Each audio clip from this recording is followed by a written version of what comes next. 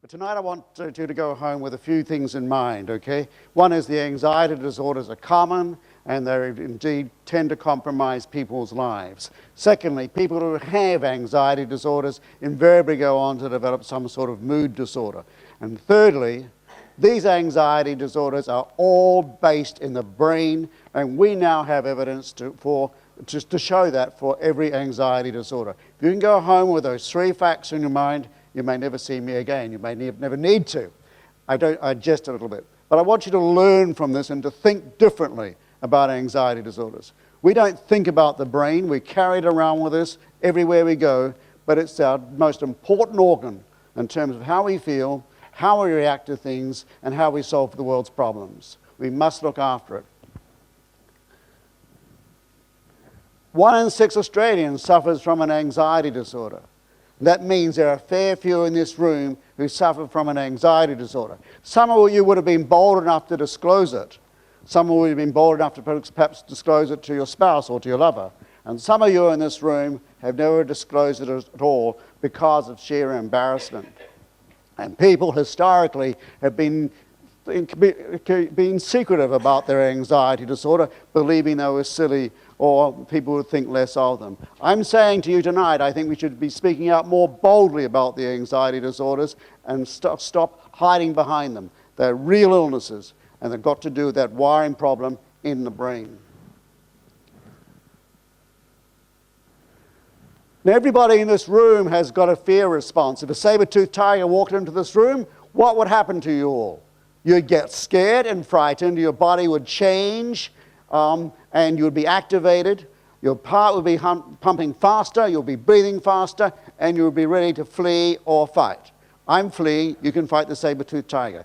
That response is perfectly normal, and everybody in this room have used that response in some sort of way in everyday life. It's there for us to be used to cope with a real threatening, stressful situation. And multiple systems in the brain are involved. Remember, it's the brain. And I just want to look at this complex picture of the brain very quickly, okay? Look at this, the top arrow, which calls the thalamus. All information you receive, all information you're receiving from me now is going to that area of the brain called the thalamus. And if that by some chance you were perceiving something as threatening, perhaps you might perceive me as threatening, I hope not, then you would activate the stress response automatically, without even thinking. The brain thinks faster than you, in fact, think. And then what happens, the brain processes the information, and we just start making some decisions.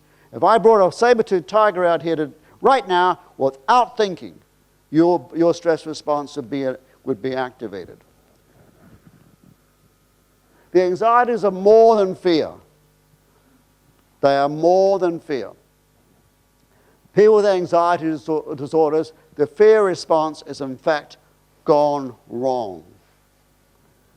And it causes paralyzing anxiety, paralyzing distress, embarrassment, yet the cause of that anxiety is in fact harmless. And eventually, over time, a phobia develops where the harmless situation in fact becomes threatening. And what happens here is that really what underlies all anxiety disorders is the fear response has in fact gone wrong. And what we can't do is we can't switch off the fear response in an anxiety disorder. The very front of the brain, we call the prefrontal cortex, makes decisions for us. It decides, okay, this spider really isn't fearful. We need not be fearful of this. But people with anxiety disorders can't switch the mechanism off. It's a breakdown in the brain wiring which leads the people to be constantly phobic and constantly anxious about the situation. Anxiety disorders, they may occur at any age. Childhood, adolescence, adulthood, and also for the first time in the elderly. We should never dismiss the fact that anxiety disorders can initially occur in the elderly, even if they have no previous history. 80% of adults with an anxiety disorder recognize they had an early anxiety disorder in life. yet they've gone around, many of them, their lives compromised in some sort of way because of their anxiety state. 95% of children and adolescents with an anxiety have an anxiety disorder or mood disorder in later life. More about that in just a moment. They are the most common psychiatric disorders affecting children. In this country, we do not actually assess the mental health of our children. I think that's tragic. We can assess them intellectually, we can look at them physically, but rarely do we look at them from a mental perspective. And I think these children go through life, go through their daily lives suffering this anxiety when it could in fact be effectively treated. Unfortunately, it affects more girls than boys. In children, some anxieties are specific, such as a fear of strangers. But over time, children learn not to be fearful for this. Most children experience some fear, some anxiety. A good percentage of them, in fact, grow out of it. We call that normal developmental anxiety. What are the most common anxiety disorders in children? Separation anxiety. I want to know where mum is all the time. I can't have a sleepover. How many know, anybody in this room knows somebody who suffers from separation anxiety? A fair few of you. Yes, absolutely. Generalized anxiety disorder. You're going to know by the end of the evening what that's all about. That's when people chronically worry. Have we any chronic worriers in the room? Hands up. Not embarrassed. I'm going to get you all to be honest about your anxiety by the night's finished. Social anxiety disorder. These are people who don't like being the center of attention because of fear of negative evaluation. Anybody in this room got that? Wouldn't put your hand up, would you?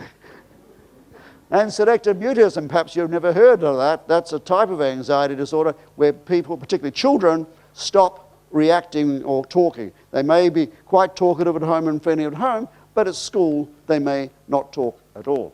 And panic disorder. These are people who suffer panic attacks, and we shouldn't dismiss that 10% of children will at some stage experience a panic attack, and they really don't understand what's going on and are extremely frightened by it all. Look at this. Anxiety disorders in children and adolescents, some recent figures.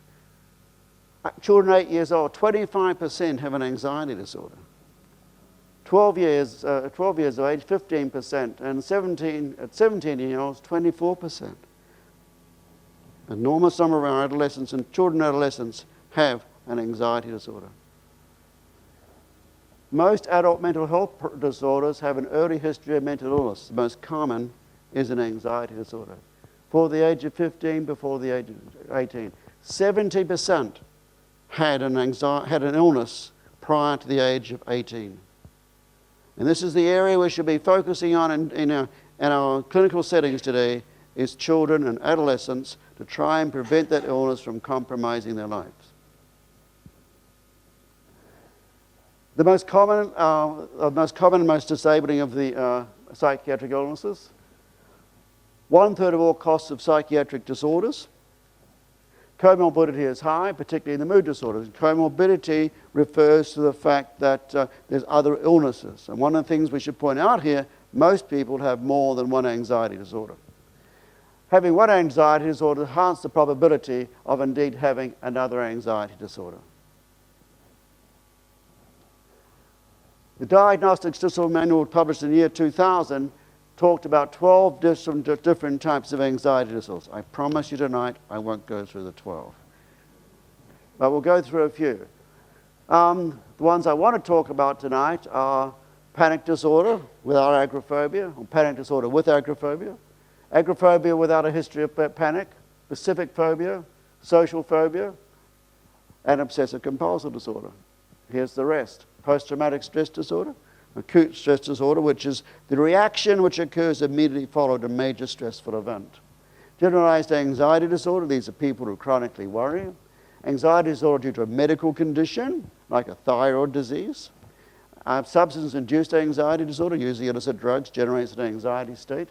And anxiety disorder not other specifies. The etiology of this we don't really know. Now look at how common these prevalence of these disorders across the lifespan. Any anxiety disorder, on average, this is an old study, 25% have an anxiety disorder. Panic disorder, agoraphobia. And the most common of all the anxiety disorders is social anxiety disorders. This is where people avoid situations for fear of negative evaluation.